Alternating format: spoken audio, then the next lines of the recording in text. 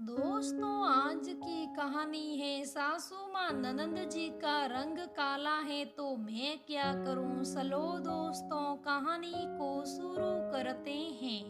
सी का बेटा, सारी तैयारी हुई कि नहीं? भावना जी लगभग चिल्लाती हुई बोली। सीका ने बोला, मम्मी जी सारी तैयारी हो गई है। और झट से अपने आप को आईने में देखा। सब काम निपटा कर वो पसीने से तरबतर हो गई। किशन का काम ही है इतना सारा। झुंझला कर अपने आप से बोली, आज सीका की ननंद को लड़के वाले देखने आएंगे। उसी की तैयारियां चल रही हैं और उसकी पति ने सीका की आज की साड़ी पहले से डिसाइड की है। उसे वह पहनना है, ब्लू साड़ी पर सिल्वर वर्क वाली साड़ी। सीका ये रंग कम पहनना पसंद करती है। तुरंत उसके पति मयूर की फरमान वो कभी मना नहीं करती तो वही पहनती। सीका की सुंदरता देखते ही बनती। उस पर उसके काले लंबे बाल और स्यार सांद लगा देते हैं। इससे उल्ट ही उसकी ननंद साधारण नैन नक्श व सांवला रंग होने से वह हमेशा सीका से कमतर महसूस करती हैं। बस यही कारण है सास को ये बात पसंद नहीं होती कि सीका हर बार की तरह ज्यादा तैयार ना हो। और उधर पति देव प्रेमी की तरह उनको बस सज सवर कर देखना चाहते हैं। सीका को भी तैयार होना बहुत पसंद है। सीका पहले तैयार होकर ननंद को तैयार करने गई थी। सास भावना जी वही भी थी। सीका को देखकर उनके चेहरे पर अलग ही भाव आ जाते हैं। वो ठीक पर बिना बोले भी कहाँ रह पाती, कहने लगी, मेरी बेटी की दिखाई में कोई तैयारी और ही कर रहा है। अब सब इसकी ही तारीफ करेंगे।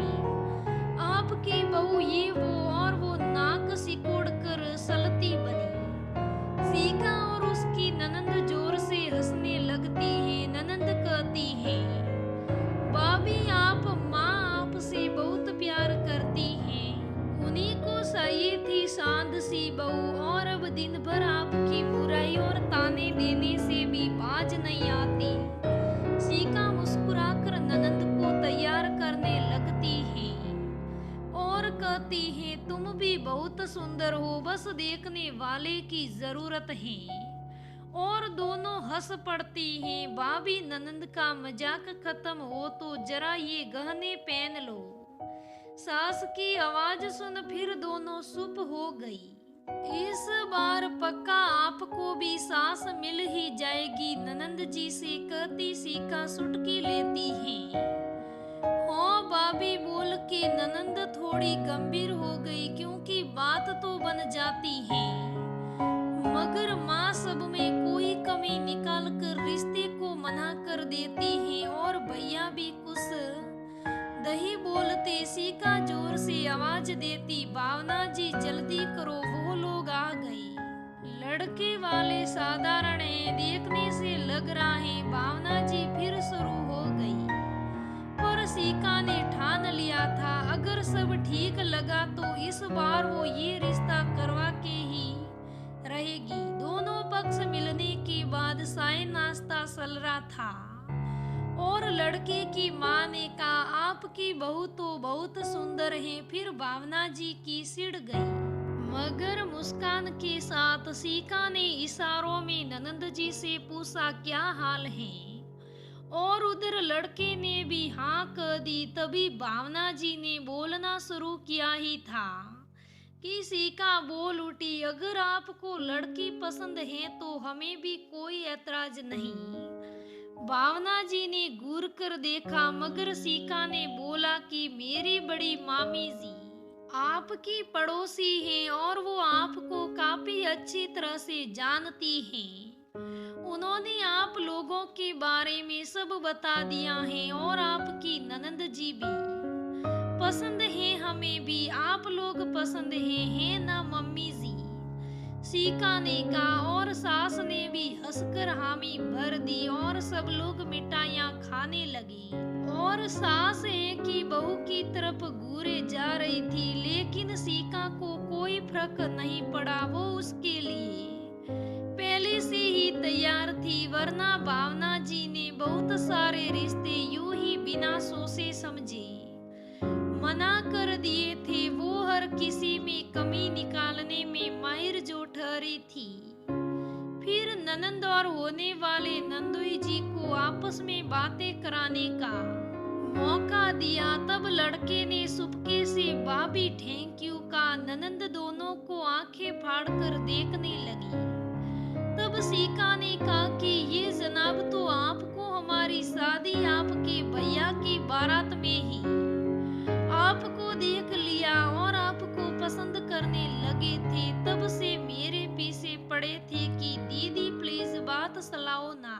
लेकिन मैं यहाँ आई तो मम्मी जी के नेसर के कारण चुप रह गई और इस बार तुम्हारे भैया और मैंने दोनों मिलकर ये प्लान बनाया था, वरना मम्मी जी तो मना कर देती और खिलखिला कर हंसती हैं। और ननंद भी ओ तो ये बात है थैंक यू भाभी कहती हैं। मेरी सास से तुम्हारी सास बहुत अच्छी है, देखा कैसे जानकर भी अनजान बनी रही। और ये जवाई बाबू भी ननंद सस में खुश थी, जो अभी तक अनजान से रिश्ता होने पर डर रही थी। अब वो सामान्य हो गई और लंबी सांस ली। सीका को अब थोड़ा डर लग रहा है। सीका बेचारी डरी जा रही है, सास के गुस्से से बचने की सोच रही थी। ये बात ननंद भी समझ गई और वो बोली, भाभी अब मेरी बारी है आपको बसाने की, है ना भैया, प्लीज आप भी साथ देना। और सब हंस पड़ते हैं। दोस्तों, इस कहानी में सीका की सास बार बार अपनी बहू को डांट रही है, हर बात में टोका टोकी कर रही है।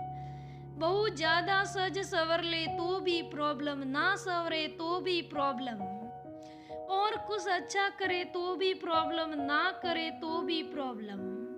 तो सखियों, ऐसी प्रॉब्लम हर औरत को होती है अपनी बहू से। ऐसी औरतें कई जगह बैठी हैं। तो दोस्तों, अपनी बहू के साथ ऐसा बिल्कुल भी नहीं करना चाहिए। जैसा हम अपनी बेटी के बारे में सोचते हैं, वैसा ही अपनी बहू के बारे में सोचना चाहिए। दोस्तों, ये आज की कहानी कैसी लगी मुझे कमेंट करके